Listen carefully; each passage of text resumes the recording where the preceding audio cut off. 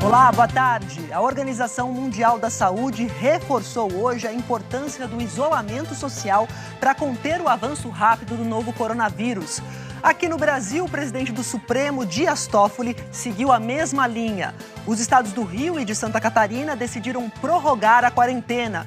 E no fim de semana, os presidentes dos Estados Unidos e do México mudaram de opinião e também passaram a defender o isolamento. Já o presidente Jair Bolsonaro foi ao comércio do Distrito Federal, contrariando as recomendações do Ministério da Saúde. O número de mortes pela Covid passou de 35 mil em todo o planeta. E ainda, o Senado vota hoje o auxílio de R$ 600 para trabalhadores informais, autônomos e microempreendedores individuais. Suspensa a vacinação de rotina das crianças na rede pública e a nova data dos Jogos Olímpicos de Tóquio. O Jornal Hoje está começando.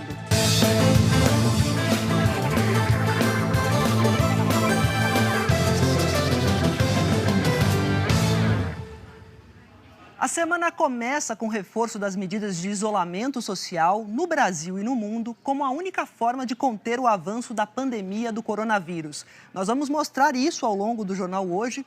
Lá nos Estados Unidos, o presidente Donald Trump estendeu o distanciamento social até o dia 30 de abril. O presidente do México, Andrés López Obrador, que chegou a dizer que era a favor da circulação de pessoas, se arrependeu, voltou atrás e agora pede que as pessoas só saiam de casa se for absolutamente necessário. Aqui no Brasil, a despeito do que defende o presidente Bolsonaro, as medidas de isolamento social também se espalham pelo país. A gente vai mostrar a situação por vários estados, começando pelo Rio de Janeiro, porque por lá as regras de quarentena foram estendidas por 2 semanas. Nós vamos falar ao vivo, direto, com o repórter Diego Aidar, que tem as informações. Diego, boa tarde. Maju, boa tarde para você, boa tarde para todo mundo. O governador do Rio, Wilson Witzel, terminou agora há pouco a entrevista coletiva. Aqui nesse momento o secretário de Saúde, Edmar Santos, do estado do Rio, está falando. O governador Wilson Witzel começou a fala dele pedindo para que as pessoas fiquem em casa, que está tomando todas as decisões com base nas recomendações da Organização Mundial de Saúde. O governador disse que ele está no limite da tolerância e que se as pessoas não respeitarem, ele pode começar a identificar essas pessoas e aplicar sanções contra elas. Uma coisa que vem acontecendo pelo país e aqui no município do Rio não é diferente, são decisões diferentes. Por exemplo, aqui no Rio, a prefeitura determinou o fechamento de bares, apenas delivery, mas o governo do estado permite que restaurantes funcionem com 30% da capacidade. O governador Wilson Witzel disse que vai mandar fiscalização à rua e se os comércios, na verdade os restaurantes, não estiverem respeitando, pode sim fazer sanções. Ou seja, o governador Wilson Witzel prorrogou por mais 15 dias todas essas restrições e disse agora que está no limite aí da tolerância. A gente vai ver agora um trecho da entrevista do governador Wilson Witzel. Este é o momento de ficarmos em casa. Sair apenas para as atividades essenciais. Não acredite em qualquer outra informação que não seja pautada em critérios técnicos, sob pena de termos um grave agravamento da crise e a pessoa que está ao seu lado pode não ser salva. Vamos dar às pessoas a oportunidade de serem salvas. Muitas não sobreviverão, mas nós não podemos, em momento algum, imaginar que vamos ter que decidir quem vive e quem morre.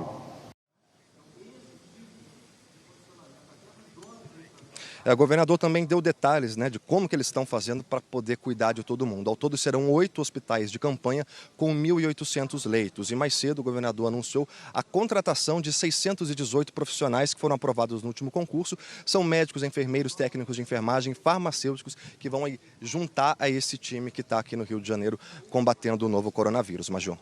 E só, Diego, só para reforçar, então com essa prorrogação, fica até quando a quarentena aí no Rio de Janeiro?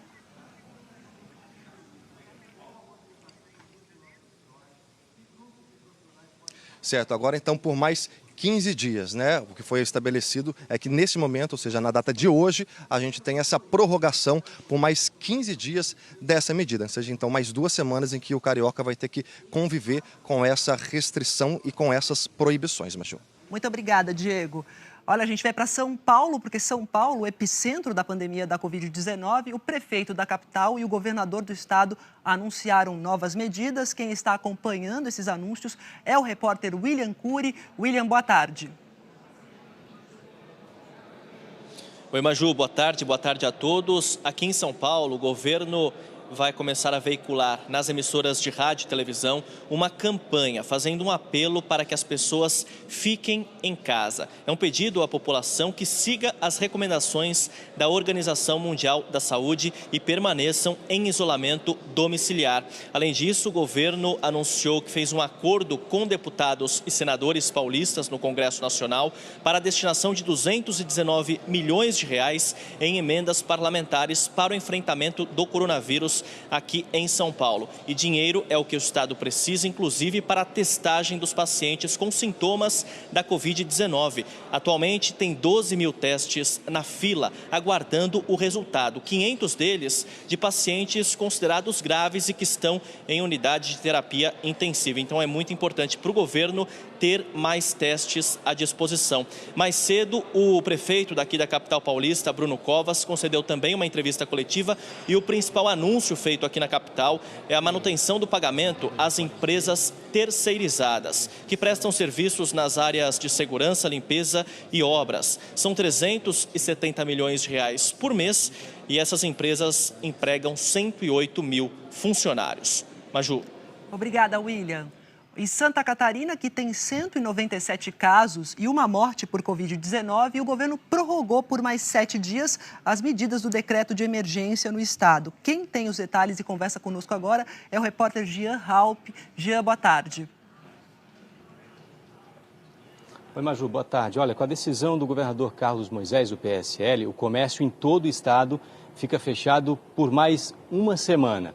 Na quinta passada, ele chegou a falar em abrir gradualmente lojas, shoppings e academias, mas aí decidiu manter essa restrição por mais 7 dias. O comércio essencial, farmácias, supermercados e postos de combustíveis, podem abrir. As obras públicas consideradas essenciais também podem ser feitas, mas já a circulação de pessoas em praias, parques e praças continua proibida.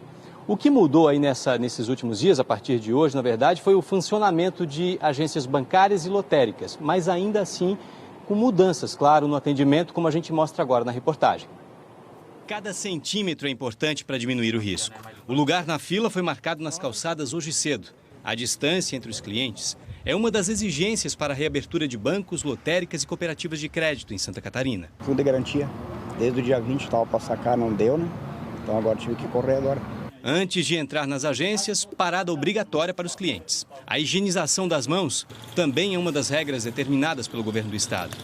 Mas a flexibilização para por aí. As medidas orientadas pela Organização Mundial de Saúde na prevenção do contágio do coronavírus, para que a gente diminua essa curva, a prorrogação de mais 7 dias dessa quarentena já estabelecida aqui em Santa Catarina. Muito obrigado a todos e fique em casa, porque a gente não consegue recuperar as vidas humanas. A economia nós vamos recuperar, os empregos nós vamos recuperar, mas as vidas humanas nós não conseguimos resgatar.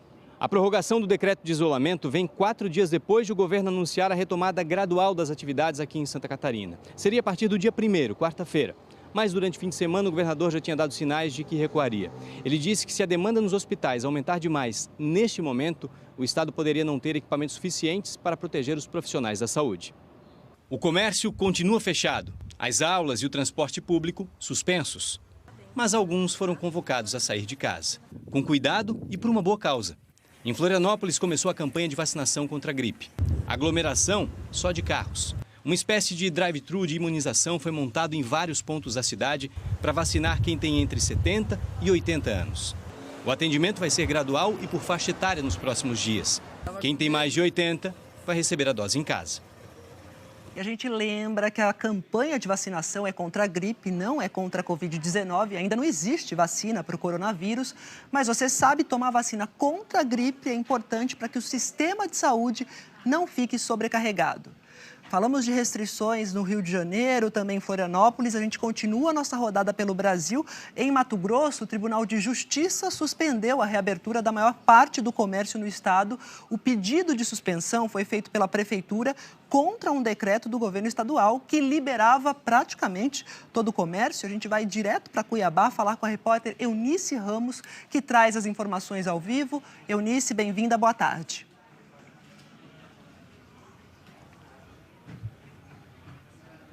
Boa tarde, Maju. Boa tarde a todos. Olha, a Prefeitura de Cuiabá recorreu ao Tribunal de Justiça porque só está permitindo o funcionamento de serviços essenciais como farmácias, mercados e postos de combustível, atendendo assim às orientações da Organização Mundial da Saúde de evitar a circulação de pessoas nas ruas. Mas na quinta-feira, o governo do estado baixou um decreto que liberava praticamente todo o comércio para o funcionamento, além da volta dos ônibus e dos bares. O desembargador Orlando Perry entendeu em decisão liminar que esse decreto do estado gera riscos à população por ser menos abrangente que o decreto do município, aumentando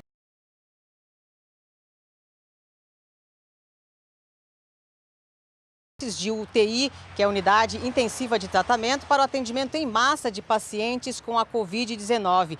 E ele cita ainda, não é preciso ler borras de café para se prever o desastre que pode acontecer em Cuiabá se levantadas as restrições impostas pela Prefeitura.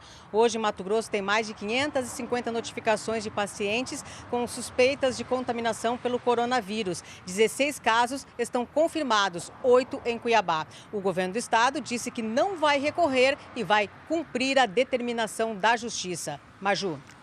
Obrigada, eu me despeço aqui da Eunice, lá em Mato Grosso, e vou para Alagoas falar com a Amorim Neto, porque o estado, o comércio também vai continuar fechado em Alagoas, depois que o governo prorrogou as medidas de combate ao novo coronavírus. A gente vai conversar lá em Maceió com a Amorim Neto. Amorim, é com você, boa tarde.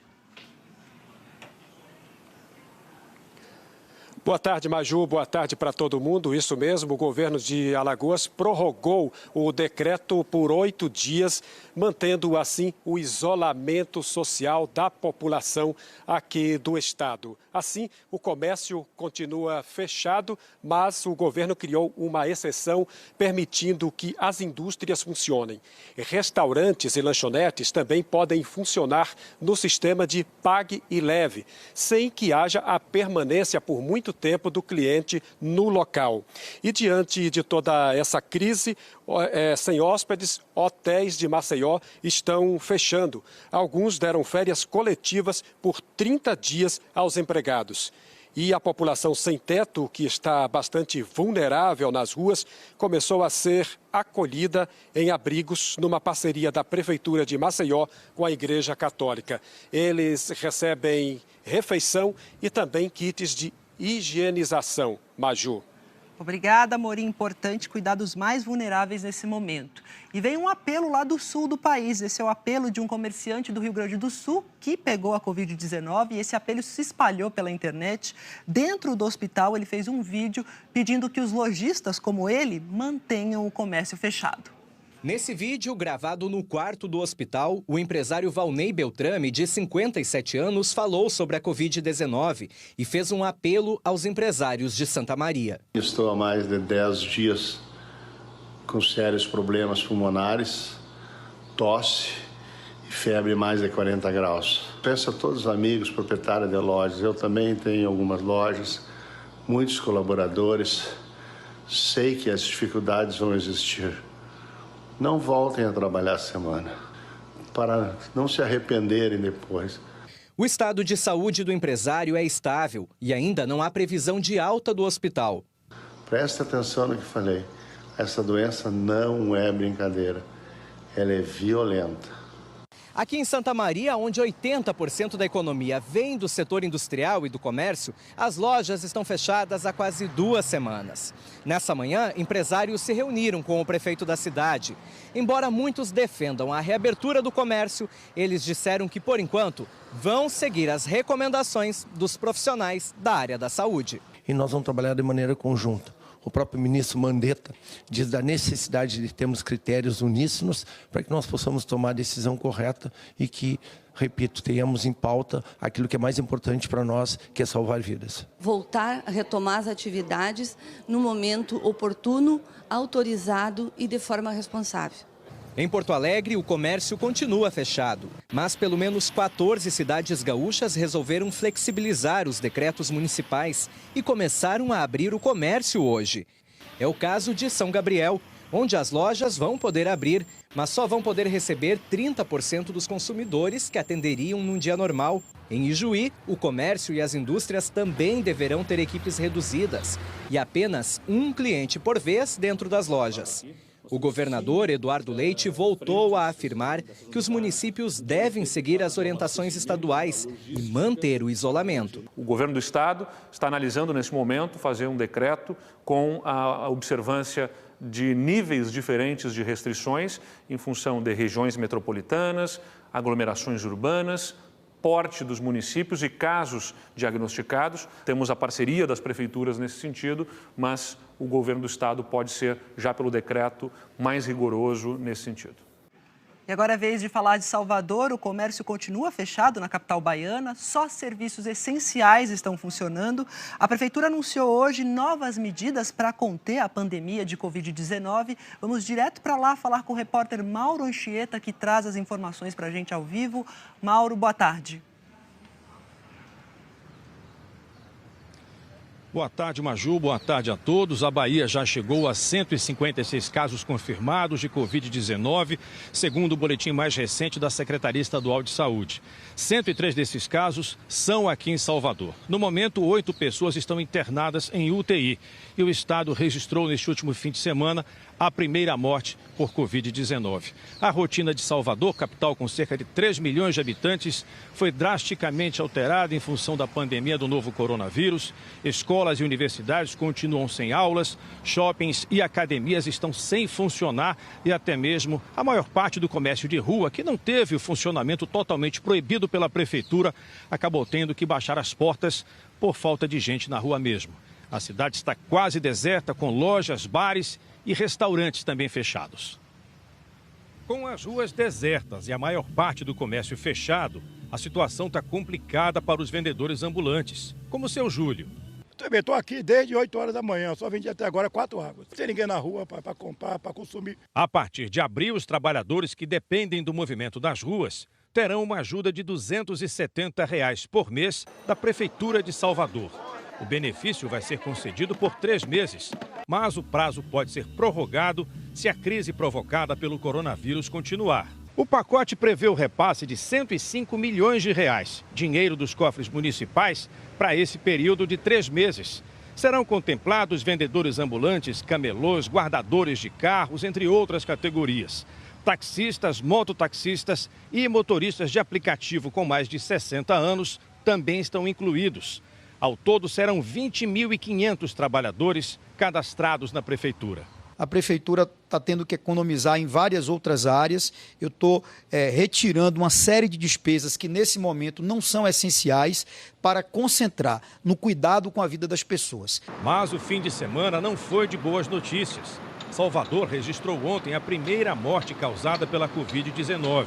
Foi de um senhor de 74 anos que passou 12 dias internado neste hospital particular.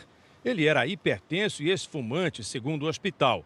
Os idosos que fazem parte do grupo de risco para o novo coronavírus continuam se protegendo contra a gripe. Muita gente acordou cedo hoje para se vacinar. Na orla de Salvador, a fila de carros passava de 2 quilômetros. No momento, a vacina está disponível apenas para profissionais de saúde e pessoas a partir dos 60 anos. E lembrando que é contra a gripe, não existe vacina contra o novo coronavírus. Vocês viram aí Bahia, deixa eu passar agora para vocês informações sobre outros estados. Acre, lá no Acre o governo prorrogou o fechamento das escolas até o dia 10 de abril. Inicialmente elas deveriam permanecer fechadas só até amanhã. O estado do Acre tem 34 casos da Covid-19. Rio Grande do Norte, por lá, parte do comércio foi reaberta hoje, mas com algumas restrições. Por exemplo, o horário está reduzido e as lojas só devem usar ventilação natural, sem ar-condicionado ar-condicionado e evitar aglomerações. E daqui a pouco a gente vai ver a situação em Minas Gerais e também em Goiás.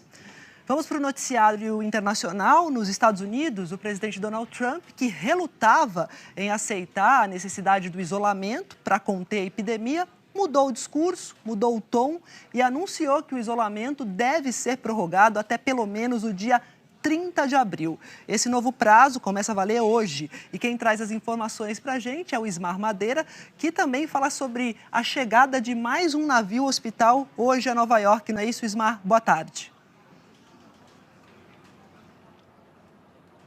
Boa tarde, Maju, para você e para todos. Isso mesmo, o navio Hospital Comfort da Marinha Americana chegou aqui a Nova York no final da manhã. Ele está ali, ó, logo atrás, ancorou naquele local, naquele pier, no finalzinho da manhã.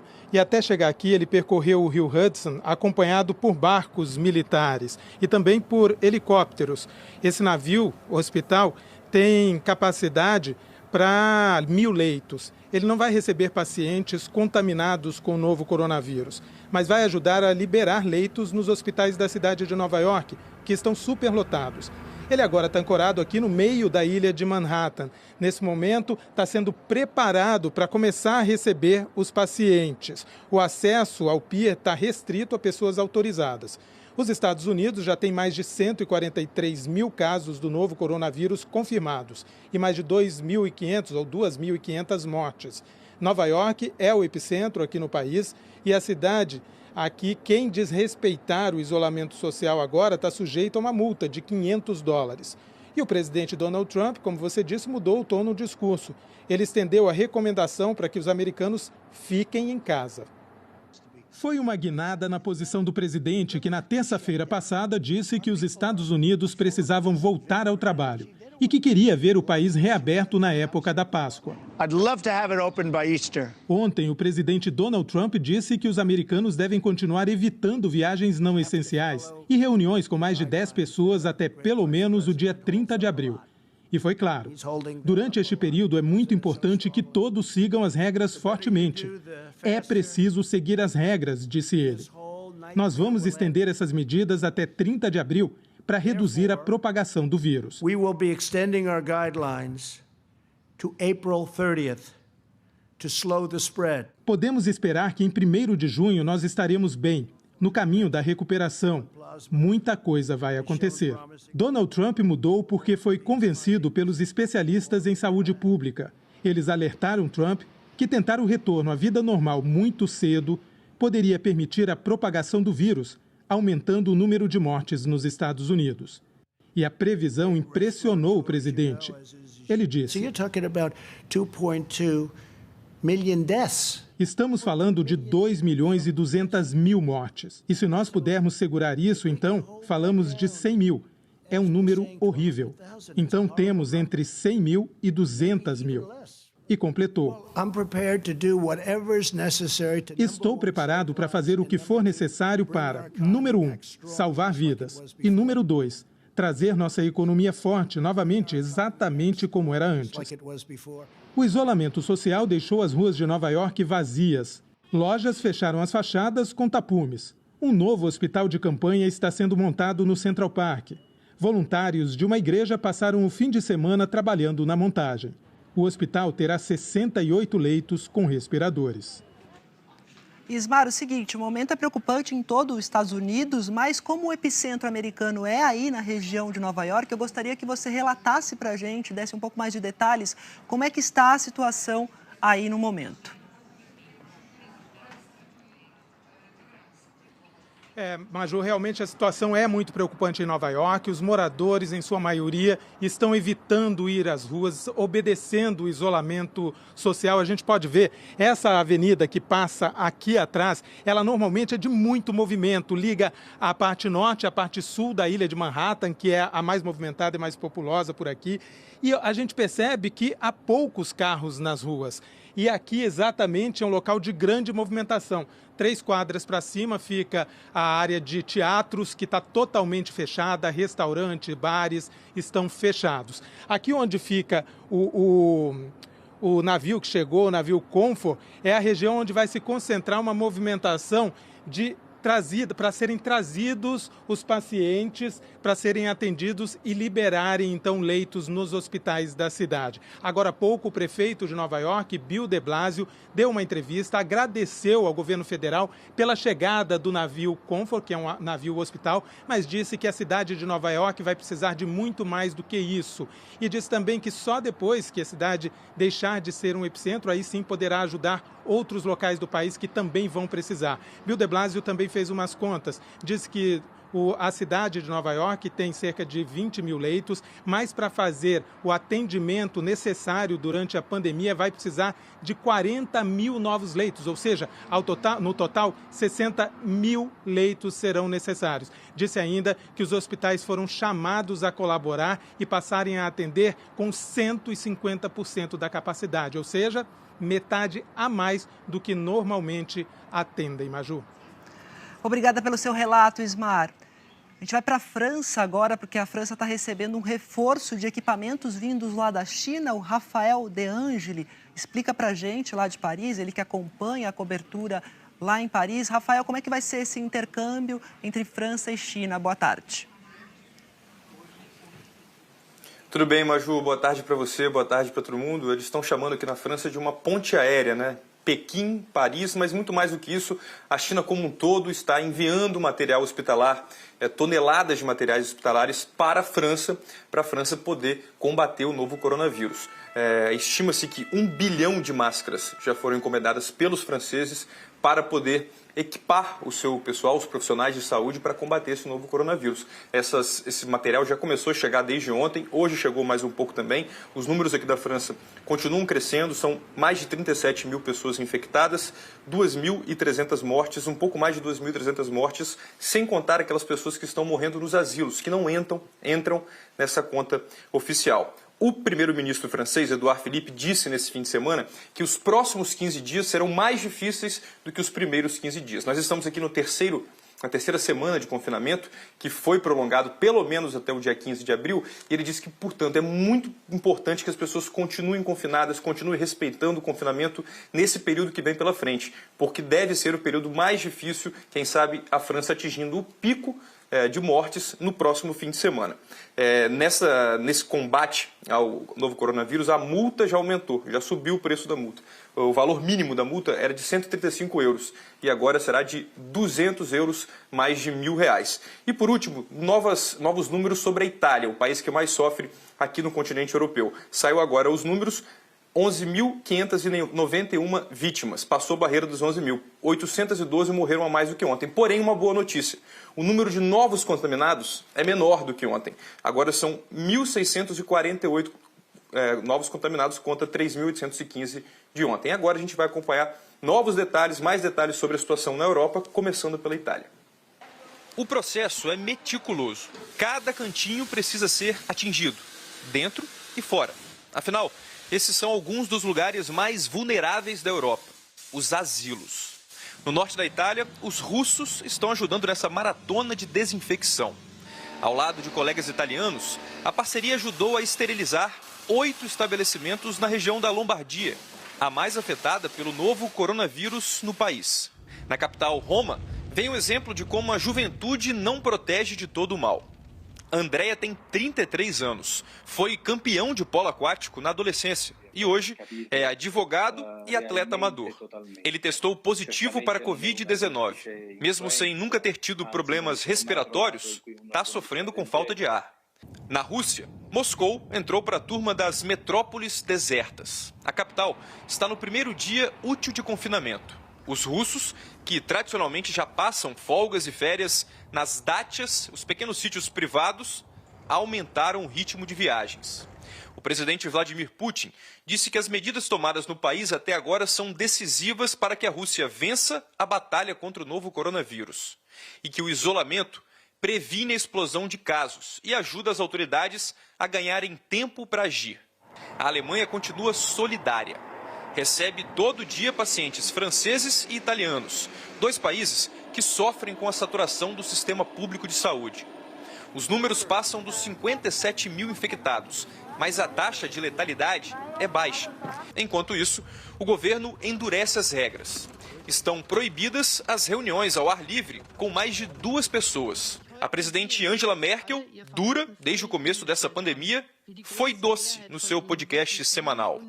A chanceler disse que as pessoas estão respeitando as regras e, por isso, muito obrigado do fundo do meu coração. Na Espanha, as bandeiras foram hasteadas a meio mastro. O governo decretou luto oficial no país. O último balanço indicou mais de 800 mortes em 24 horas. São 85 mil infectados, mais do que a China. O chefe de emergência de saúde do país, Fernando Simón, testou positivo para a Covid-19. A boa notícia é que o confinamento parece estar surtindo efeito. A taxa de novas infecções está subindo menos do que antes. Era de 20% ao dia, agora é de 8%. E a partir de hoje, todas as atividades não essenciais estão paralisadas. Os efeitos do congelamento dessas grandes cidades do continente podem ser vistos de longe. A Agência Espacial Europeia divulgou imagens de satélites que mostram como a concentração de dióxido de nitrogênio, produzido por carros, por exemplo, diminuiu durante o confinamento. O ar está mais limpo. Aqui também em São Paulo. E olha, tem mais boa notícia sobre o confinamento. Um estudo de 11 países europeus mostrou que mais de 59 mil vidas podem ter sido salvas por conta das medidas de isolamento social tomadas pelos governos. Rodrigo Carvalho, em Londres, já tem as notícias, as informações para a gente, né? Essas medidas que estão mostrando, então, um resultado, uma luz no fim do túnel aí. Rodrigo, boa tarde para você. Oi, Maju. Boa tarde para você, todo mundo aí no Brasil. Esse estudo foi feito por uma das instituições mais respeitadas aqui do Reino Unido, o Imperial College, aqui de Londres, feito em 11 países e concluindo que as medidas restritivas tomadas pelos governos aqui têm sim feito a diferença. Este estudo cita o isolamento obrigatório, o fechamento de escolas e o cancelamento de grandes eventos com aglomerações, dizendo que essas medidas já salvaram 59 mil vidas aqui na Europa.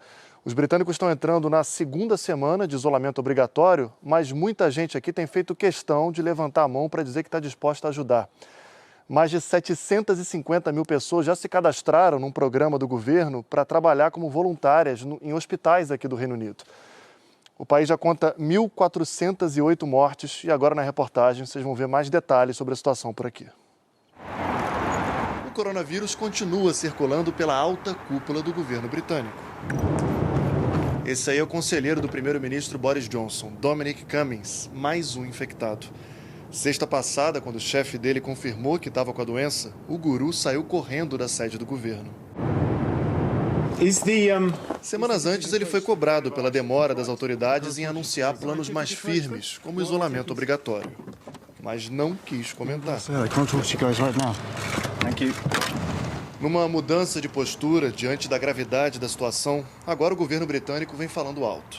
A mensagem na torre pede que as pessoas fiquem em casa. É o que o primeiro-ministro tem feito. Contaminado pela Covid-19, Boris Johnson continua em quarentena.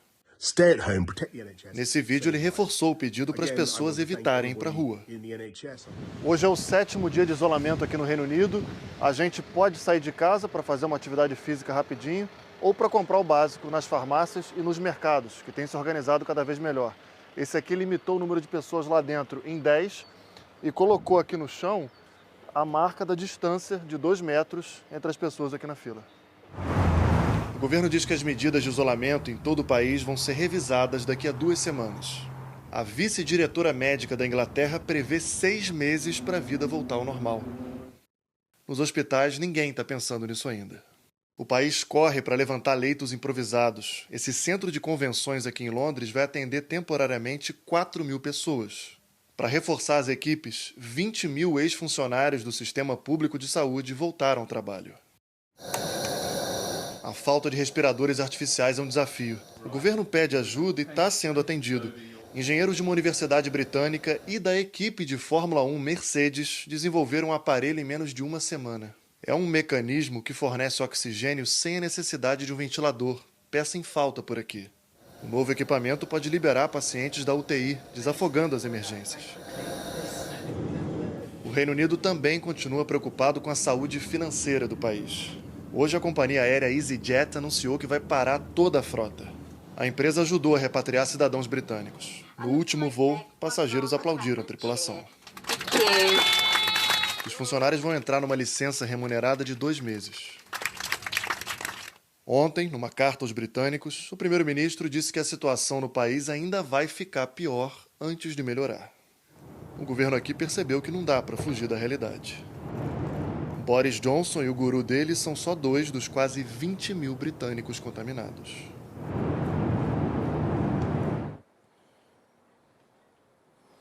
Volto a falar ao vivo aqui de Londres com 2 informações. Uma é que o príncipe Charles, número 1 da linha de sucessão ao trono britânico, que semana passada confirmou que estava com o novo coronavírus, saiu do auto-isolamento. Ele estava em isolamento na Escócia, mas como apresenta sintomas leves, foi liberado pelo médico.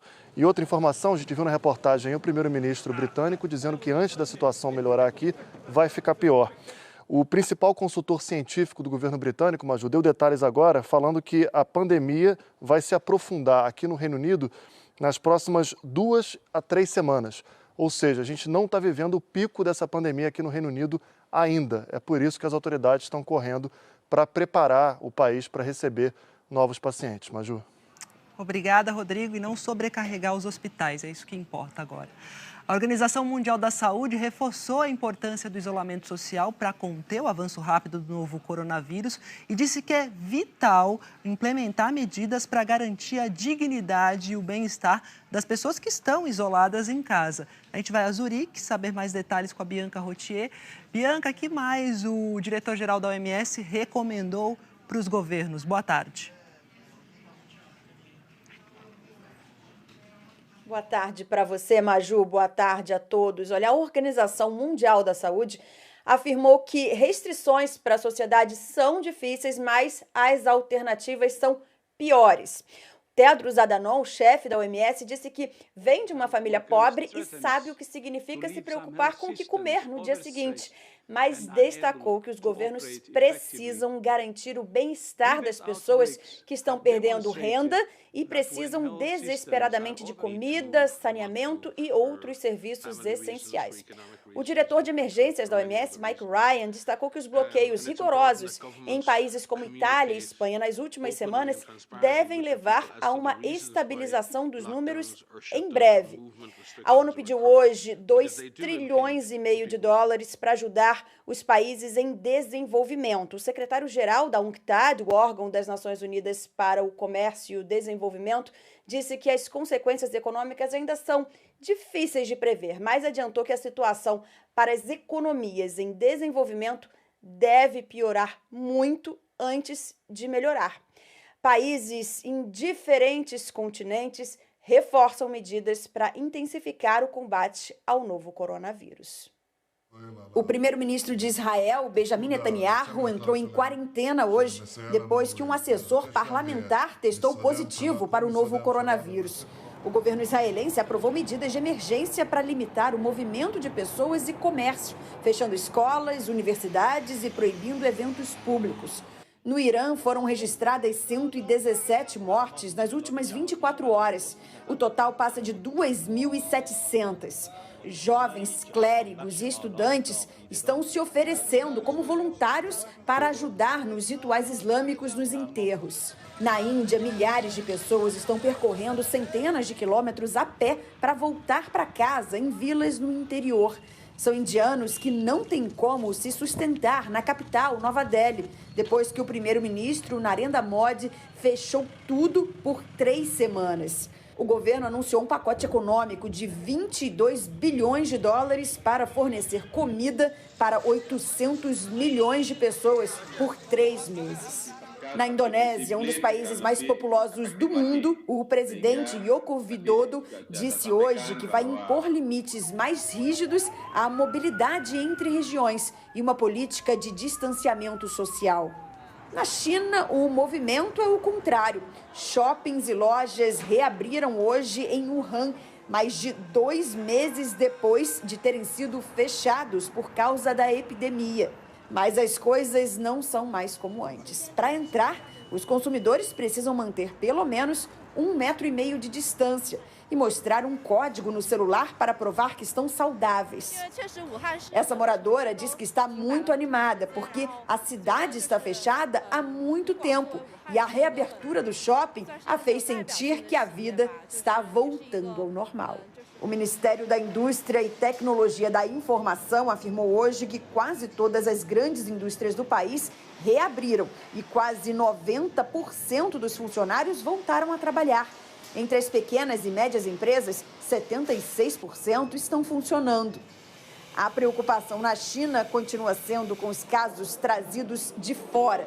A Comissão Nacional de Saúde confirmou hoje que 31 pessoas foram infectadas. Apenas uma delas pegou o vírus dentro do país.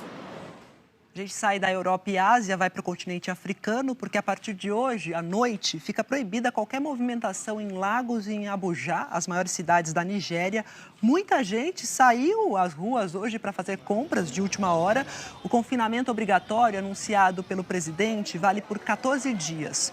Todos os moradores devem ficar em casa, viagens para outros estados devem ser adiadas. As empresas e o comércio devem permanecer completamente fechados nessas cidades.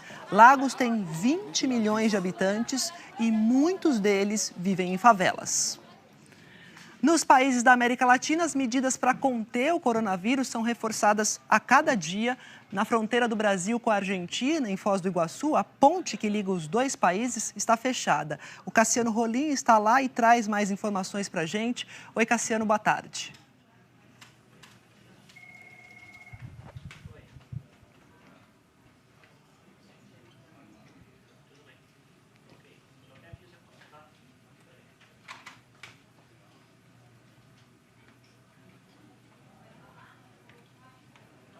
Cassiano me ouve.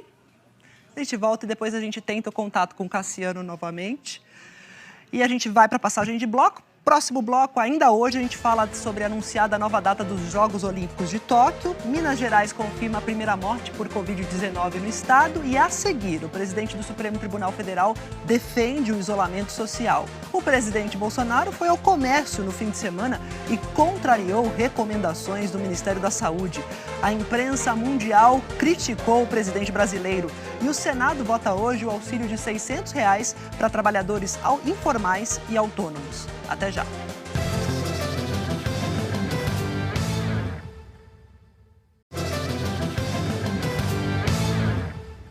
Agora sim a gente retoma o contato com o repórter Cassiano Rolim, porque nos países da América Latina as medidas para conter o coronavírus são reforçadas a cada dia. Na fronteira do Brasil com a Argentina, em Foz do Iguaçu, a ponte que liga os dois países está fechada. Cassiano Rolim está por lá, traz as informações para a gente. Boa tarde, Cassiano. Boa tarde, Maju. Boa tarde a todos. 17 argentinos que chegaram aqui na Ponte da Fraternidade no sábado não puderam atravessar porque a entrada está totalmente bloqueada pelo governo argentino desde sexta. Ontem de madrugada, a polícia argentina fechou a passagem no meio da ponte com grades e cones. Os policiais permitiram apenas a entrada de uma grávida que fazia parte do grupo. E os argentinos, Maju, também não podem voltar para o Brasil porque a fronteira está fechada para quem não é brasileiro. O Exército Brasileiro emprestou uma tenda e distribuiu água e comida. Hoje, pela manhã, voluntários trouxeram alimentos. Enquanto isso, o grupo permanece aqui à espera de algum afrouxamento do bloqueio de entrada pelo governo argentino, que estendeu as restrições no país. O presidente da Argentina, Alberto Fernandes, determinou a prorrogação da quarentena até o dia 12 de abril e cobrou a ajuda dos empresários para que o isolamento seja cumprido, dizendo que a economia e o PIB se recuperam, mas as mortes não. Uma economia que cai sempre se levanta, mas uma vida que termina não la levantamos mais. Esse grupo de argentinos montou acampamento na Ponte da Fraternidade. Eles pedem que o governo argentino abra uma exceção e deixe que eles entrem na Argentina. Essa professora que está no acampamento explica que eles não estão conseguindo tomar banho e que estão tendo que caminhar 1,5 km para pelo menos lavar a mão, manter alguma higiene durante a pandemia. Esse outro diz que o país é a casa dele, a pátria dele e não do presidente. Rosane, moradora de Foz do Iguaçu e que tem parentes na Argentina, trouxe comida e água para o grupo. Nesse momento, apesar do perigo que a gente está correndo, a intenção é salvar vidas, não é? Então, é por isso que eu tomei essa decisão. No México, os mercados estão usando o papel filme para proteger os caixas. Em um novo pronunciamento, o governo mexicano defendeu que a população passe mais um mês em casa. O presidente Andrés López Obrador, que antes era contrário ao isolamento social, mudou de ideia. Na Venezuela, o líder da oposição, Juan Guaidó, propôs a formação de um governo de emergência para combater o novo coronavírus, com a participação de vários setores. Mas disse que o presidente Nicolás Maduro, acusado de tráfico de drogas pelos Estados Unidos, não poderia participar. Nas ruas da Colômbia, a polícia está usando uma estratégia diferente para conscientizar a população sobre a importância da quarentena. Drones com avisos sonoros alertam quem está nas ruas. E os policiais usaram uma mensagem musical para que as pessoas fiquem em casa. Boa ideia. Agora a gente vai para Brasília, porque o ministro da Economia, Paulo Guedes, deve se reunir agora à tarde com o presidente Jair Bolsonaro. Então a gente vai lá para a capital federal conversar com a Flávia Alvarenga. Flávia, conta um pouquinho para a gente dessas reuniões importantes que devem acontecer ao longo dessa tarde. Boa tarde. Boa tarde, Maju. Boa tarde a todos. A primeira reunião marcada agora para as 2h da tarde, o ministro da Economia, Paulo Guedes, com o presidente Jair Bolsonaro. Depois, o ministro da Economia tem uma outra reunião com os presidentes do Banco Central, Banco do Brasil, Caixa Econômica e BNDES. E hoje, pela manhã, o governo anunciou o resultado das contas de fevereiro. O secretário do Tesouro Nacional, Mansueto Almeida, falou sobre os números. As contas fecharam no negativo. E o secretário disse o seguinte, que as estimativas agora, por conta de todas as medidas que vão ser adotadas por causa da Covid-19, essas estimativas mudaram. Vai ter uma perda na receita e vai ter que ser feita uma reestimativa de arrecadação, de receita. Segundo o secretário do Tesouro Nacional, agora o déficit primário deste ano deve fechar em torno dos 350 bilhões de reais. O secretário disse que é um ano atípico e que os próximos 3 meses serão os piores. Vamos ver a reportagem. As contas de fevereiro fecharam no vermelho. O resultado foi de um déficit primário de 25,9 bilhões de reais, maior do que no mesmo período do ano passado.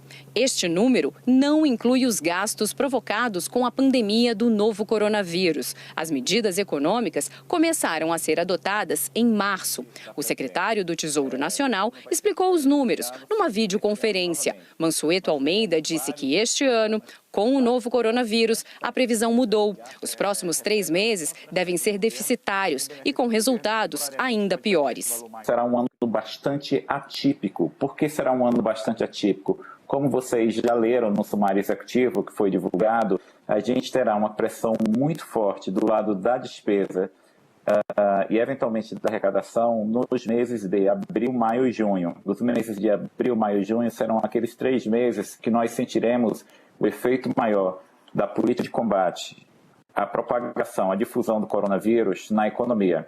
A gente observará uma série de atividades econômicas paradas. Mas o secretário destacou que esses são gastos temporários. A despesa com o programa de transferência de renda por causa da Covid-19 é uma delas, por exemplo. O crescimento da despesa, que vai impactar fortemente o resultado primário desse ano, é baseado no crescimento de despesas temporárias, despesas que poderão ser autorizadas por meio de abertura de crédito extraordinário numa situação de calamidade pública. É muito importante, é fundamental que se tenha um controle para que despesas temporárias não se transformem em despesas permanentes. A queda na receita, na arrecadação, será monitorada com mais cuidado. Mansueto disse que o PIB, o Produto Interno Bruto, pode ser negativo.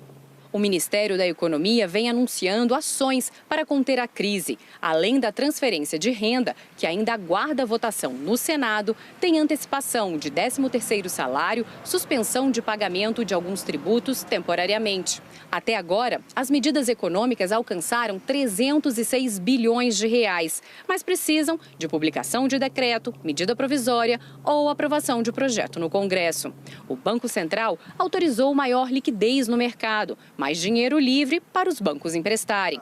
Para este economista, é importante que o governo entre como garantidor, assuma o risco de inadimplência junto com os bancos. Só assim o dinheiro vai chegar lá na ponta, na mão do empresário. A ideia do Tesouro, do governo, assumir o risco de crédito é para que esse recurso chegue à ponta, chegue para a empresa a uma taxa minimamente razoável.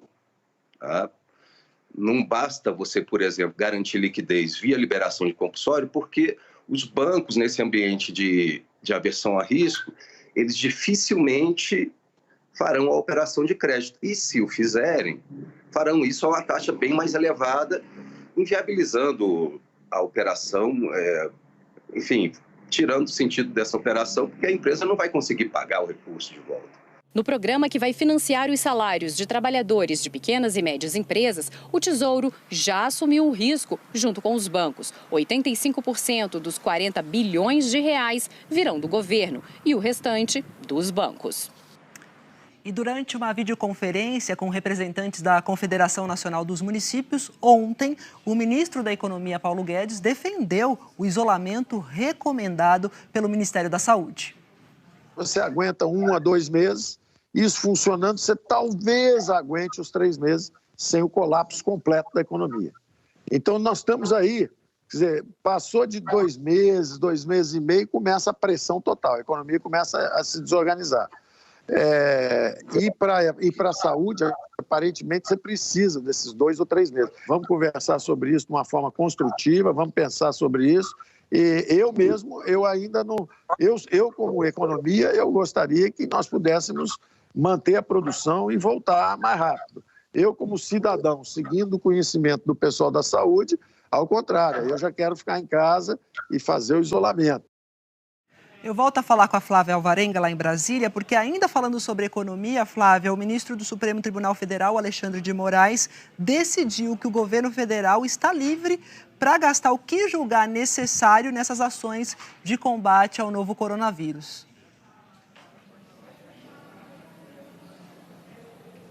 Maju, essa decisão saiu ontem por meio de uma liminar que dá um amparo ao governo. Pela decisão do ministro Alexandre de Moraes, o governo federal poderá gastar tudo aquilo que julgar necessário em todas essas ações de prevenção contra o coronavírus. E esse é o detalhe, sem todas aquelas exigências da Lei de Responsabilidade Fiscal e da LDO, a Lei de Diretrizes Orçamentárias. O que isso quer dizer? O governo não vai precisar dizer de onde ele vai tirar o dinheiro para compensar esse gasto, o gasto que não estava previsto. Essa é uma decisão liminar, ainda será submetida ao plenário, mas já é válida também para os estados e os municípios. Então, além do estado de calamidade pública, essa decisão, que foi um pedido feito pela AGU, dá mais um amparo jurídico ao governo. E o ministro Alexandre de Moraes também decidiu por mais 3 estados que pediram a suspensão do pagamento da dívida com a União por 6 meses. Agora, também entraram nessa lista dos estados que conseguiram essa suspensão dos pagamentos, o Pará,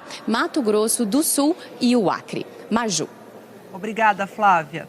E ontem, um dia depois de o ministro da Saúde, Luiz Henrique Mandetta, defender o isolamento social e recomendar que as pessoas não saiam às ruas até que o sistema de saúde tenha tempo de se preparar e não fique sobrecarregado, o presidente Jair Bolsonaro foi dar um passeio por várias partes do Distrito Federal. Primeiro, Bolsonaro foi ao bairro do Sudoeste, em Brasília, onde a simples presença dele já provocou pequena aglomeração. Entrou numa farmácia e numa padaria. Mais pessoas se aproximaram do presidente, o que contraria o apelo da Organização Mundial da Saúde e do ministro da Saúde, Luiz Henrique Mandetta. De uma mulher, ele ouviu desejos de boa sorte. Boa sorte, presidente. De outra, apelos a favor do isolamento em meio à pandemia do novo coronavírus. Isolamento para nós, hein? Isolamento. Sem isolamento a gente não se cuida. Depois, o presidente foi até o centro da cidade de Ceilândia. Uma aglomeração um pouco maior se juntou. Alguns populares aparentemente eram maiores de 60 anos, grupo mais vulnerável ao novo coronavírus. O presidente conversou com ambulantes, vendedores de churrasquinho e ouviu pedidos de trabalhadores. É isso aí, Bolsonaro, nós temos que trabalhar. E novamente, descumprindo as orientações básicas de evitar aglomerações, Bolsonaro tirou fotos com crianças e apoiadores bem de perto. Na volta do passeio, o presidente Jair Bolsonaro voltou a se posicionar contra o isolamento social mais geral, defendido por autoridades de saúde do mundo inteiro. Defendeu apenas o isolamento de idosos e de grupos de risco. Usando o seu linguajar costumeiro, disse que é preciso poupar vidas, mas que todos vão morrer um dia. E que é preciso atenção para o impacto da pandemia na economia. Temos um problema do vírus, ninguém nega isso aí.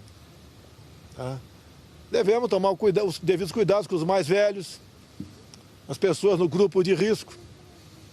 Agora, o emprego é essencial. Essa é uma realidade. O vírus está aí, vamos ter que enfrentá-lo. Mas enfrentar como homem, pô, não como moleque. Vamos enfrentar o vírus com a realidade, é a vida. Todos nós iremos morrer um dia. Queremos poupar a vida? Queremos. Na parte da economia, o Paulo Guedes está gastando dezenas de bilhões de reais, que é do orçamento, que é dinheiro do povo, né? Se bem que nem dinheiro é. Nós pegamos a autorização do Congresso para furar o teto, que vai ser paga essa conta lá na frente. O presidente justificou o passeio, alegando que foi conhecer as necessidades do povo. Disse que não anunciou sua visita previamente, mas não comentou o fato de que a simples presença de um presidente atrai aglomerações que são condenadas pelas autoridades de saúde porque aumentam o risco de contágio. Hoje é domingo, tem pouca gente na rua. Agora, eu não marquei nada em lugar nenhum. Fui tudo de forma inopinada. Vamos lá, entra aqui, para aqui. Já estava o povo lá dentro. Eu não juntei ninguém. Junta aí, vamos lá, fazer um oba-oba. Nada disso. Fui reconhecido, não teve nenhum apupro, nenhum grito por parte da população. Bolsonaro afirmou que é contra o isolamento mais geral porque os trabalhadores precisam ganhar o seu sustento. Mas, em outro momento, lembrou que o governo e a Câmara aprovaram uma ajuda de R$ 600 por 3 meses a pelo menos 2 membros de cada família. E não comentou o que especialistas vêm dizendo, que se essa ajuda é considerada insuficiente, cabe apenas a ele, presidente, aumentá-la de forma emergencial, como chefes de Estado de todo o mundo vêm fazendo. Mas vai condenar esse cara a ir para dentro de casa? Ficar dentro de casa? Ele não tem poupança, não tem renda. A geladeira, se tiver, já acabou a comida, pô. Ele tem que trabalhar, tem que sustentar a tua família, tem que cuidar dos seus filhos. Pô. Temos um problema mais sério no momento. Essas pessoas informais, que nunca tiveram voz em lugar nenhum, tiveram agora que arranjamos, que é do povo, não é meu dinheiro, R$ 600 para eles.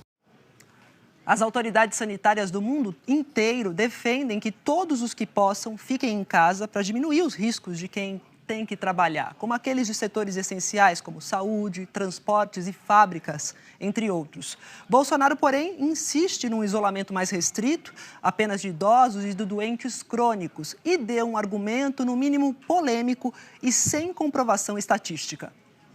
Tem mulher apanhando em casa. Por que isso? Em casa que falta pão, todos brigam e ninguém tem razão. Como é que acaba com isso? O cara quer trabalhar, meu Deus do céu. É crime trabalhar?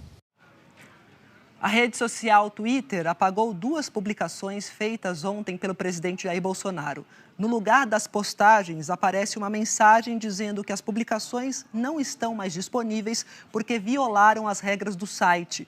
Os tweets apagados estavam numa série de publicações de Bolsonaro que mostravam o passeio do presidente no domingo em Brasília, contrariando as recomendações de isolamento social feitas pelo Ministério da Saúde e pela Organização Mundial da Saúde.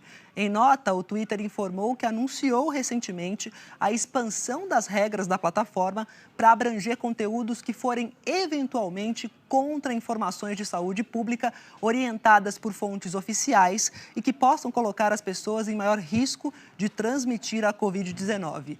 A assessoria do Palácio do Planalto não quis comentar. E hoje de manhã, na saída do Palácio da Alvorada, o presidente Jair Bolsonaro repetiu os mesmos argumentos. As declarações do presidente Jair Bolsonaro contra o isolamento repercutiram na imprensa internacional. A gente volta agora a Nova York, só que agora a gente conversa com o Felipe Santana, que tem as informações dessa repercussão. Oi, Felipe, boa tarde, é contigo. Tudo bem, Maju? Boa tarde para você, boa tarde a todos. Olha só, hoje o jornal francês Le Monde e a revista alemã Der Spiegel destacaram que a rede social Twitter apagou as postagens do presidente Bolsonaro, como você falou agora há pouco, aqui no jornal Hoje. No fim de semana, a agência de notícias americana AP publicou que, mesmo com o aumento do número de casos do coronavírus no maior país da América Latina, o presidente Jair Bolsonaro tem mantido uma postura mais desdenhosa do que qualquer outro líder mundial, chamando a pandemia de um problema menor e dizendo que medidas fortes para contê-la são desnecessárias. A rede britânica BBC publicou que enquanto o mundo tenta desesperadamente controlar a pandemia, o presidente brasileiro está se esforçando para minimizá-la, indo contra os conselhos do seu próprio ministro da Saúde. Enquanto esperava os resultados de um segundo teste do coronavírus, saiu do auto-isolamento para se juntar a manifestações contra o Congresso. O italiano La Repubblica diz que Bolsonaro não desiste, continua afirmando que é só uma gripe e que o presidente disse aos governadores do Rio e de São Paulo, que impuseram a quarentena nos estados, para reabrirem tudo, mesmo com o avanço da epidemia e com o medo do país. E o cientista político Ian Bremmer publicou numa rede social o seguinte: Bolsonaro tem um nível de irresponsabilidade que eu nunca vi num líder democraticamente eleito, Maju. Obrigada, Felipe. Agora a gente volta a Brasília e fala com a Gioconda Brasil nesse momento, porque essas declarações, a gente viu as declarações do presidente, a repercussão internacional, mas a gente quer saber também sobre a repercussão aí em Brasília, Gioconda. Boa tarde. Oi, Maju, boa tarde para você, boa tarde a todos. Teve repercussão por aqui também, viu? O presidente da Ordem dos Advogados do Brasil, Felipe Santa Cruz, escreveu numa rede social em tom crítico, dizendo que Bolsonaro se tornou o perfeito enquadramento de liderança tóxica. Sair às ruas sem motivo não é um ato de coragem. A ele jamais vai faltar um respirador ou leito de UTI. O mesmo não se pode dizer das milhares de pessoas que ele irá contaminar pelo exemplo. No campo político, também manifestações. Partidos assinaram uma nota conjunta também condenando a conduta do presidente Jair Bolsonaro. Esses partidos de oposição disseram o seguinte: o presidente insiste em ir na contramão de todas as ações que têm sido tomadas por chefes de Estado de todo o mundo no enfrentamento à pandemia do Covid-19 e que é preciso frisar que não há dicotomia entre saúde e economia. Os países que melhor enfrentaram até o momento a crise do Covid-19 adotaram medidas de isolamento social, aumento no número de UTIs e realização de testes massivos em sua população, e o Estado atuou de forma a garantir o emprego e a renda das pessoas. Hoje, novas manifestações. O vice-presidente do Senado, Antônio Anastasia, disse que o líder do governo aqui no Senado, o senador Fernando Bezerra Coelho, do MDB de Pernambuco, liderou a assinatura de um manifesto a favor do isolamento social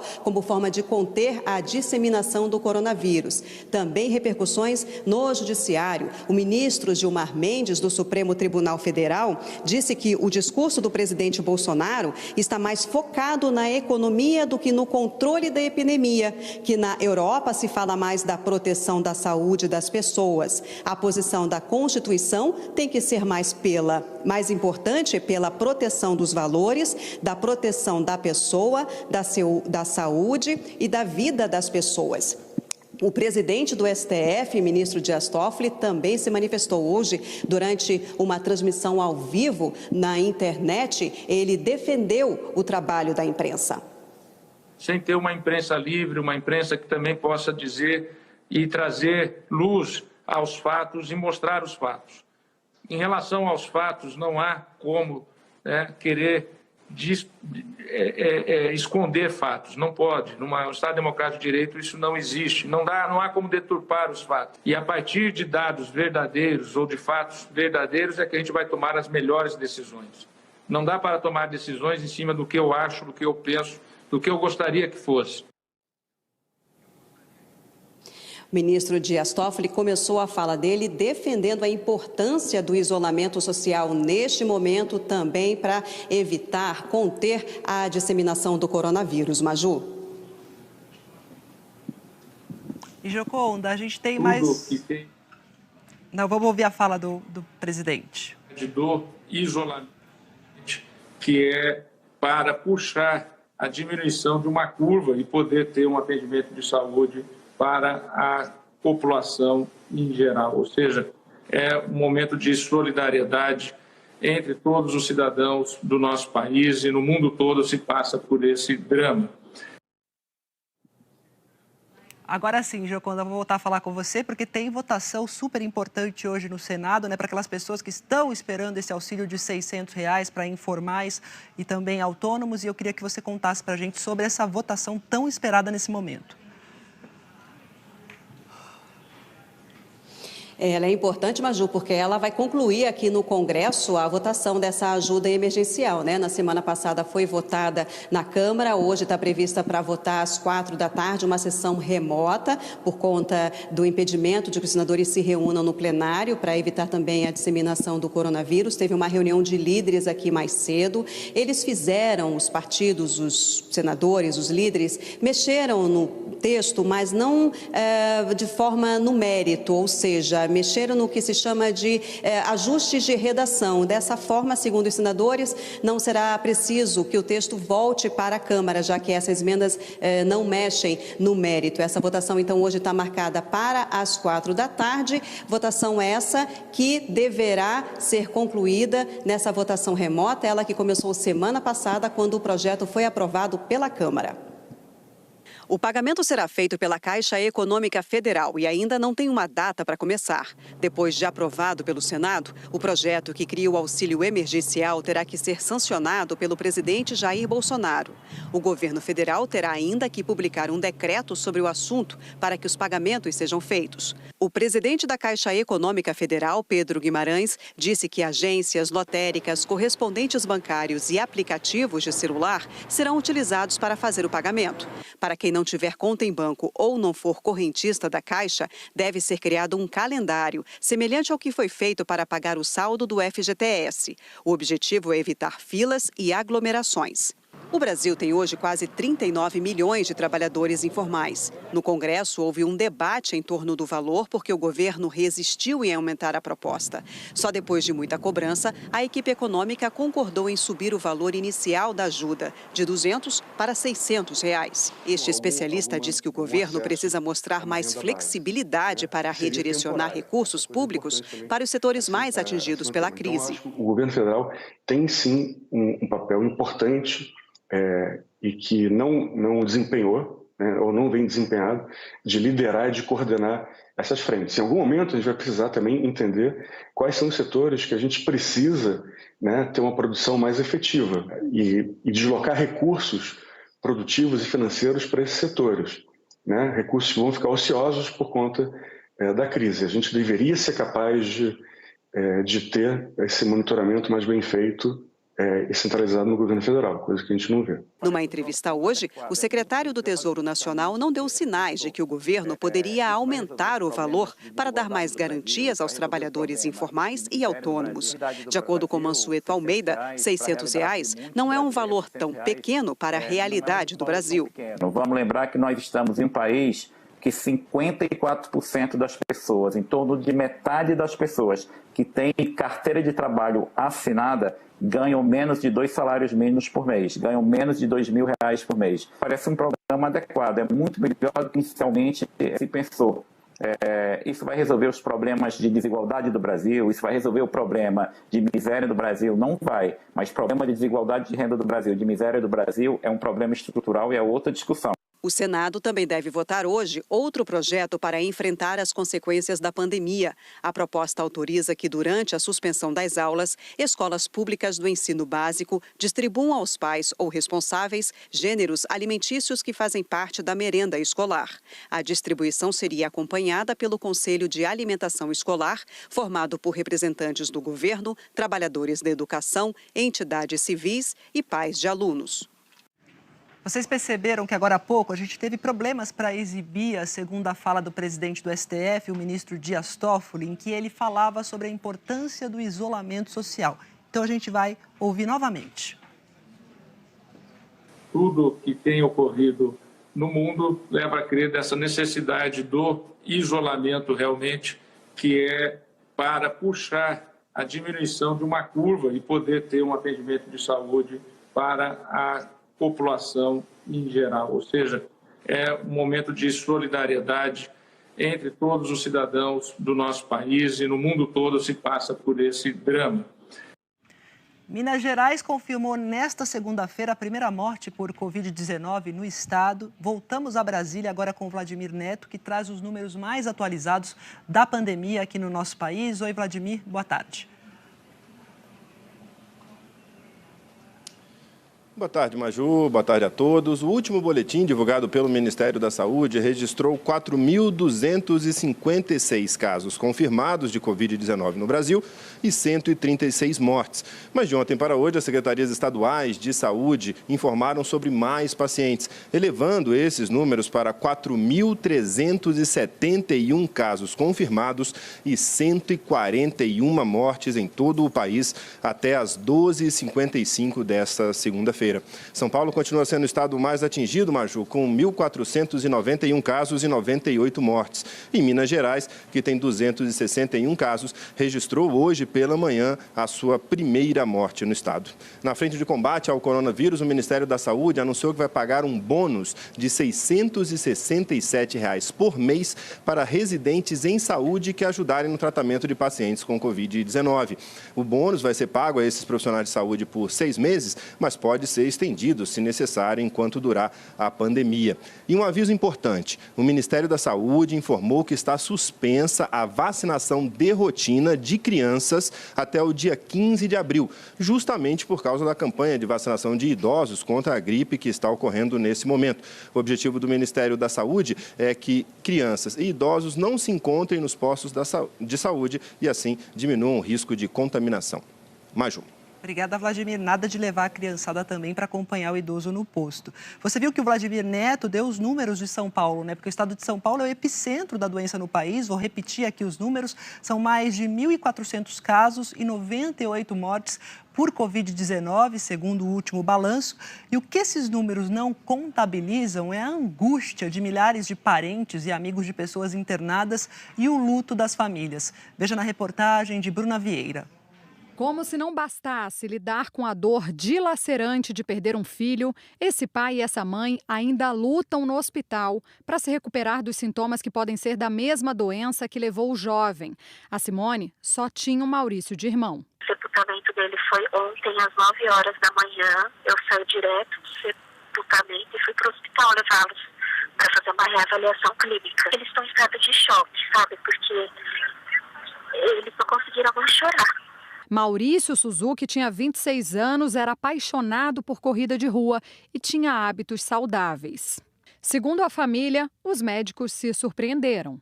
Eles esperavam a evolução contrária, né, da doença, por conta exatamente do histórico dele. E conforme foi tendo essa queda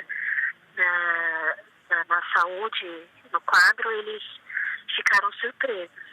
Outras 97 famílias de São Paulo também já perderam alguém que amavam para a Covid-19.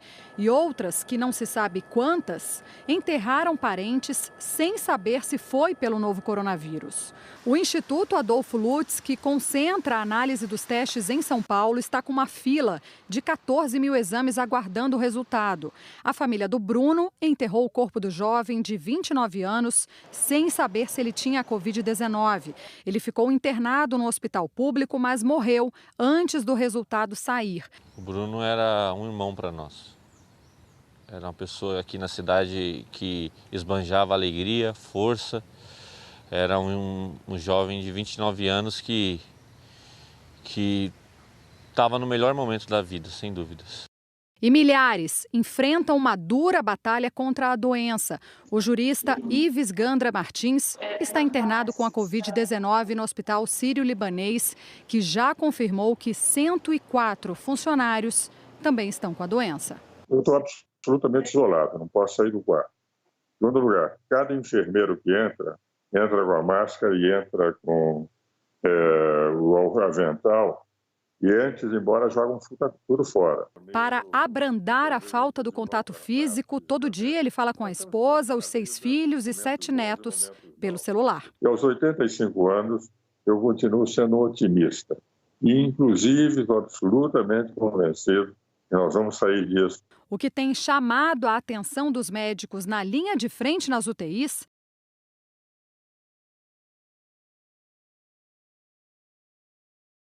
com idade que variam de 39 anos a 91 anos. Ou seja, é para todo mundo. Eu realmente faço um apelo à população. Acreditem, isso não é brincadeira. Isso é verdade. Essa é uma guerra. Nós estamos diante de uma guerra. O Maurício Suzuki, que é a vítima que morreu com 26 anos, fazia um tratamento para regular o nível de ácido úrico no sangue. A família disse que isso não foi considerado uma doença pré-existente. E ainda hoje, proibida a entrada de estrangeiros no Brasil por voos internacionais a partir de hoje. Os Jogos Olímpicos de Tóquio já têm uma nova data oficial. E a seguir, em Minas, uma missa móvel em cima de uma caminhonete percorreu as ruas de Itabira. No Rio, o sambódromo vai ser usado para abrigar pessoas sem teto. A gente volta já já.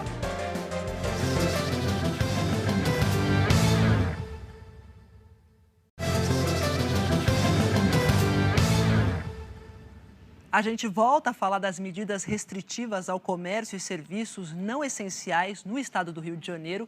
Essas medidas foram estendidas por mais 15 dias a partir de hoje pelo governador Wilson Witzel, do PSC. E a prefeitura lá de Niterói, na região metropolitana, anunciou a testagem em massa de pessoas com sintomas da Covid-19. Em Niterói, região metropolitana do Rio, a prefeitura está preparando centros de quarentena para isolar pacientes com o coronavírus. A prefeitura anunciou que nos próximos dias vai começar a fazer testagem massiva de pessoas com sintomas leves da Covid-19 em hospitais da rede pública e nas comunidades. O município, que tem pouco mais de 400 mil habitantes, encomendou 40 mil testes fabricados nos Estados Unidos. Reduzir a lotação no transporte público ainda é um desafio. Na estação ferroviária de Duque de Caxias, o movimento era menor. Mesmo assim, os trens já chegavam cheios. E agora em pé mesmo, todo mundo imprensado no outro, lotado. Acho que eles deveriam começar a pensar nisso, entendeu? Botar um trem atrás do outro, entendeu? Para nos ajudar, porque nós estamos tentando fazer a nossa parte. Lotação também nas barcas. Hoje cedo, na capital, mais uma vez encontramos ônibus circulando lotados. Em algumas estações do corredor BRT, filas enormes com passageiros próximos uns dos outros. A gente está abordando os transportes, a gente está parando os transportes e pedindo àqueles que estão em pé para se retirar do transporte. Os esforços para conter a expansão da doença também estão mexendo com símbolos importantes da cidade. O Sambódromo do Rio, por exemplo, lugar onde o povo se reúne para fazer festa e carnaval, agora está se preparando para servir como porto seguro contra a doença. Aqui vai funcionar um abrigo para receber pessoas sem teto e sem sintomas da Covid-19. O abrigo vai funcionar dentro de escolas municipais que ficam embaixo das arquibancadas da Marquês de Sapucaí.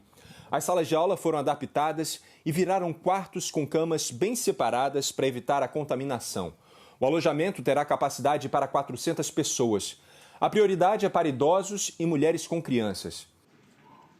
A Supervia, que é a empresa responsável pelo sistema de trens no Rio de Janeiro, informou que está avaliando a movimentação dos passageiros junto com a Secretaria Estadual de Transportes do Rio e que pode fazer os ajustes necessários. A gente lembra que, como a gente mostrou no começo do jornal hoje, o decreto publicado hoje pelo governador do Rio, Wilson Witzel, suspende por mais 15 dias eventos com presença de público, cinema, teatro e suspende também o funcionamento de shoppings, centros comerciais e academias, entre outras medidas.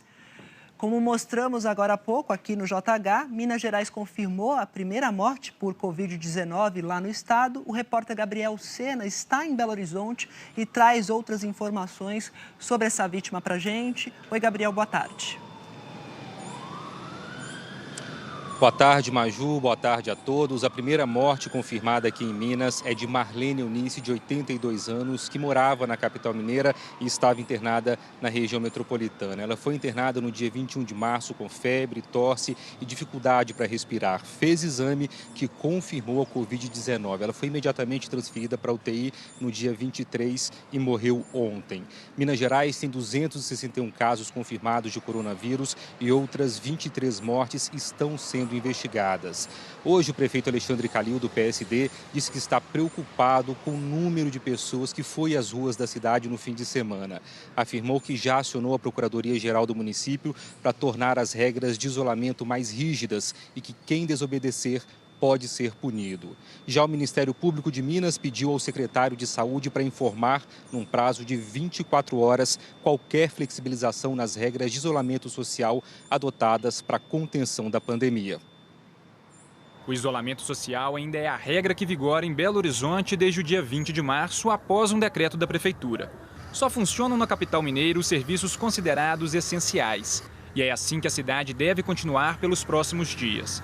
Na sexta-feira, o Tribunal Regional do Trabalho concedeu liminar ao Sindicato das Escolas Particulares, suspendendo as aulas por tempo indeterminado, em função da pandemia. As escolas públicas também continuam fechadas. Como a merenda é para muitas crianças a principal refeição do dia, a Prefeitura de Belo Horizonte anunciou que vai distribuir cestas básicas a partir de amanhã para 142 mil famílias de alunos. O cadastramento online começou hoje. Nós vamos atender 142 mil famílias que são responsáveis por 185 mil crianças na rede de ensino e a ideia é que essa ação continue até o período de suspensão do calendário letivo das escolas. O Ministério Público de Minas solicitou à Secretaria de Saúde do Estado que qualquer mudança nas medidas adotadas para a contenção da pandemia seja informada em 24 horas. Segundo os promotores, a flexibilização das regras de restrição ao convívio social merece redobrada cautela por causa da reconhecida subnotificação dos casos de coronavírus. Minas Gerais tem 29.724 casos em investigação. Na região hospitalar de Belo Horizonte, o estacionamento rotativo foi liberado para facilitar o acesso de médicos e enfermeiros e de quem precisar de atendimento.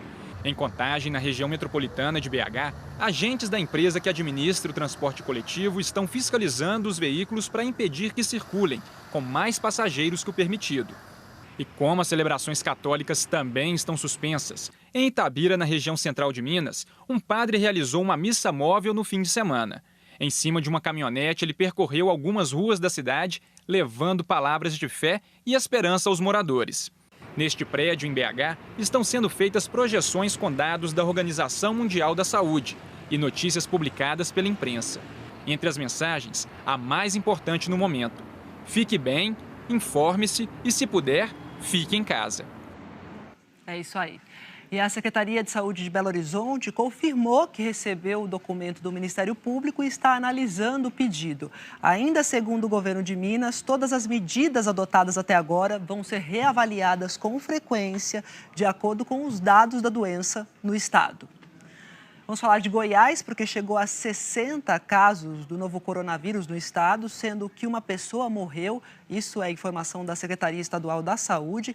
Nós vamos a Goiânia falar com o repórter Honório Jacometto sobre duas decisões importantes da Justiça de Goiás. Honório, boa tarde. Isso mesmo, Maju. Boa tarde para você e também para todo mundo. A primeira decisão é contra uma mulher que voltou da Espanha e testou positivo para a Covid-19.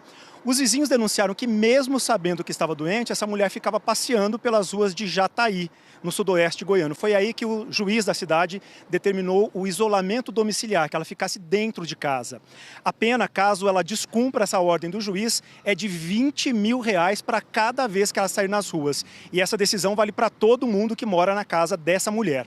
A outra decisão é da justiça aqui da capital, que determinou 24 horas, aliás, 48 horas, para que a Prefeitura de Goiânia providencie assistência aos sem-teto, colocando chuveiros e também torneiras para que eles possam fazer a higienização.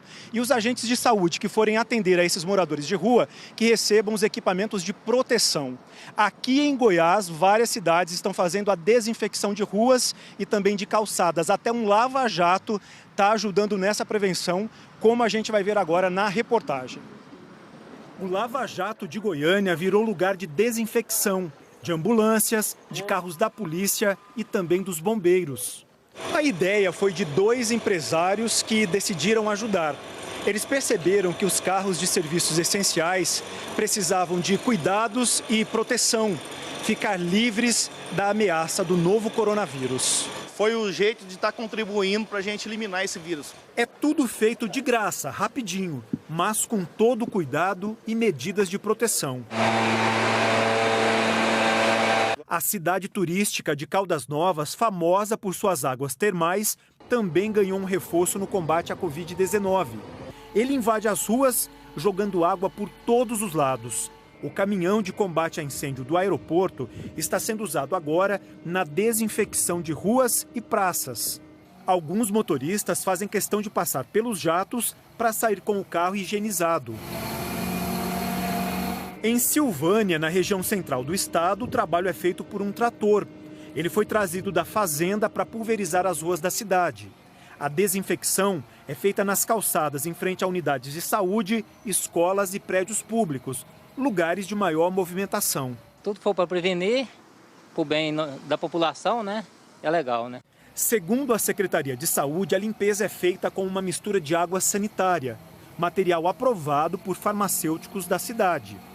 A proteção para os goianos neste fim de semana também veio do céu, na forma de oração.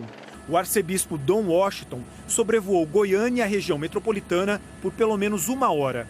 Levou com ele o Santíssimo Sacramento para abençoar a todos, para que em casa, com fé e tranquilidade, possam vencer a pandemia do novo coronavírus. E olha, há um mês a gente falou aqui no JH de um navio que naufragou lá no sul do Amapá. Não sei se você se lembra dessa história. Pelo menos 34 pessoas morreram. Bom, pois bem, ontem esse navio Ana Caroline 3 foi retirado do fundo do rio Amazonas e deslocado para a margem mais próxima, onde está sendo içado. Ao longo da semana ele vai ser colocado na posição vertical e aí vai ser feita uma varredura para verificar se ainda há corpos na embarcação. Essa operação toda só está sendo feita porque ainda existem desaparecidos, mas não se sabe ao certo quantos, porque não havia uma lista oficial de passageiros. O Ana Caroline, saiu de Santana, lá no Amapá, e seguiria para Santarém, no Pará, para onde o barco vai ser levado e onde deve ser feita uma perícia. A Marinha e a Polícia Civil do Amapá investigam esse caso. E a seguir, estrangeiros estão proibidos de entrar no Brasil por voos internacionais a partir de hoje. E a nova data oficial dos Jogos Olímpicos de Tóquio. E a previsão do tempo para todo o Brasil com a Eliana Marques. A gente volta já já.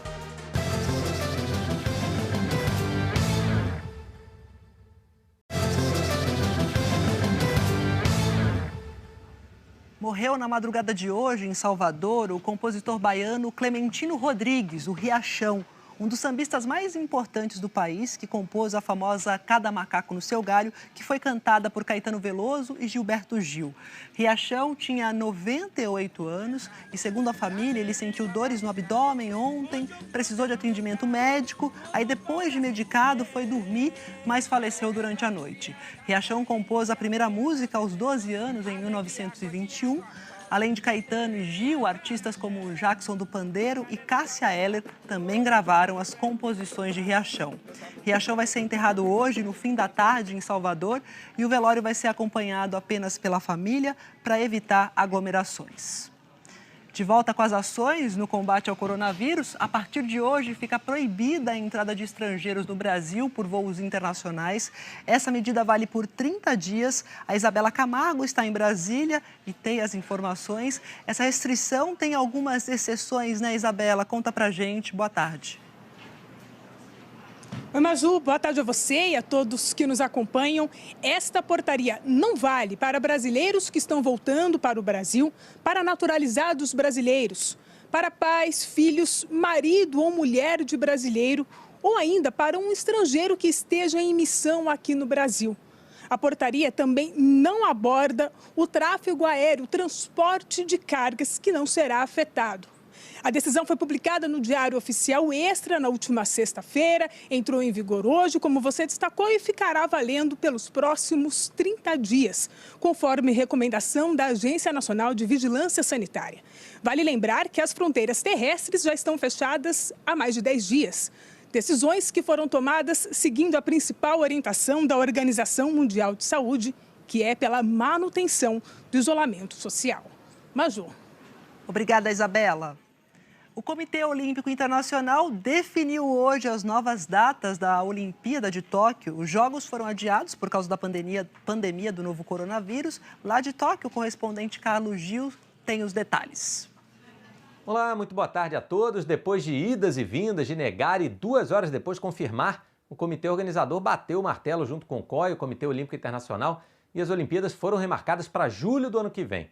Começando no dia 23, uma sexta-feira, indo até o dia 8 de agosto, que é um domingo. Os Jogos Paralímpicos, na sequência, irão de 24 de agosto a 5 de setembro.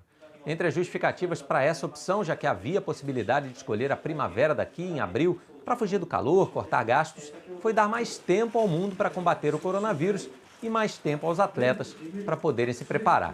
Quem comprou ingresso poderá usar. Quem preferir pode pedir reembolso.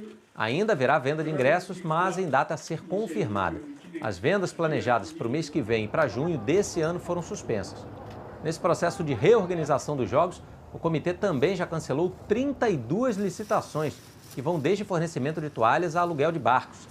Tudo será revisto, mas os custos adicionais são inevitáveis e, nesse momento, segundo os executivos de Tóquio, não podem ser calculados ainda.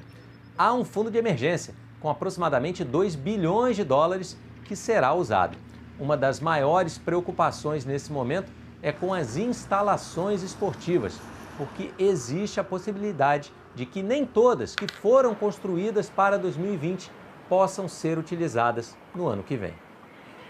É aguardar. A hora da previsão do tempo. Eliana Marques, boa tarde, Eli, tudo bom? Tudo bem, Maju, boa tarde para você, boa tarde a todos. Olha, Eli, lembrando que semana passada você falou de muita chuva, né? Problema lá no Nordeste. E essa semana, o mês está virando aí, como é que fica o tempo? Pois é, a gente começou com muita chuva também ontem, em São Paulo e no Rio de Janeiro. Choveu bastante em vários bairros aqui da Grande São Paulo, também em cidades do interior paulista e em cidades do sul fluminense. Na capital do Rio choveu menos, agora hoje, Maju, tem mais previsão de chuva em São Paulo, no Rio de Janeiro, também aqui no centro-sul de Minas, ó, por causa da umidade que está chegando da Amazônia e também de um cavado que a gente vê aqui, olha, nessa setinha amarela. Eu lembro que o cavado são fortes correntes de vento em altitude que aceleram a subida do ar quente e úmido e ajudam na formação das nuvens carregadas. Agora, os maiores volumes de chuva hoje devem se concentrar aqui, olha, onde o mapa está mais escuro, em parte da região norte, também aqui no norte da região nordeste, aqui por causa da zona de convergência intertropical. Nas áreas em amarelo, nesse outro mapa aqui, olha, não se descartam deslizamentos e alagamentos, mas o risco maior está justamente onde a gente vê o mapa pintado na cor laranja, é onde há rios que podem transbordar, inclusive. Em Santana do Ipanema, que fica no sertão de Alagoas, voltou a chover forte na madrugada, esse rio subiu muito, famílias tiveram que ser resgatadas e a gente já tinha mostrado essa cidade com problemas por causa da chuva na semana passada. No Acre, rios transbordaram também, atingiram cerca de 8 mil pessoas em duas cidades, Cruzeiro do Sul e também Mâncio Lima. Mâncio Lima fica no oeste do Acre, Maju. Eliana, você falou de cavado, zona de convergência intertropical, chuva, chuva, chuva e o sol. Olha, só temos duas pequenas áreas em relação ao Brasil todo, né? Com tempo firme o dia todo. Essa aqui, que pega o sul do Piauí, grande parte da Bahia, passa pelo Distrito Federal e pelo norte de Minas. E aquela outra que fica ali no centro-oeste do Rio Grande do Sul. Inclusive, é no Rio Grande do Sul que a umidade do ar vai cair mais agora à tarde, juntamente com essas áreas aqui em laranja, que, olha, pegando grande parte do Nordeste e também do extremo norte do Brasil. Reforço na hidratação quem está nessas áreas aqui, em laranja e também em vermelho. Já em Belo Horizonte, choveu tanto nesse ano que a capital mineira já atingiu a média de chuva do ano todo, mas ainda estamos em março. Hoje não se descartam temporais por lá e amanhã também, incluindo Triângulo Mineiro e sul de Minas, Maju. Então eu queria mais detalhes de amanhã, né, que é o último dia de março, e também uma pitadinha aí para os próximos dias, comecinho de abril. Vamos lá, falando de amanhã então, olha, tem mais chuva no Nordeste, principalmente no Recife, também João Pessoa amanhã, mas ainda passando por Natal, Fortaleza e São Luís. E ao longo da semana, destaque para Porto Alegre, onde a chuva tende a aumentar, principalmente na quinta-feira. Porto Alegre que anda com chuva abaixo da média, Maju. Fiquemos de olho. Obrigada, Eliana. Até amanhã. Até. É isso, o Jornal Hoje termina por aqui. Você acompanha outras notícias do Jornal Nacional. Para rever as reportagens, vai lá no Globoplay. Boa tarde e até amanhã.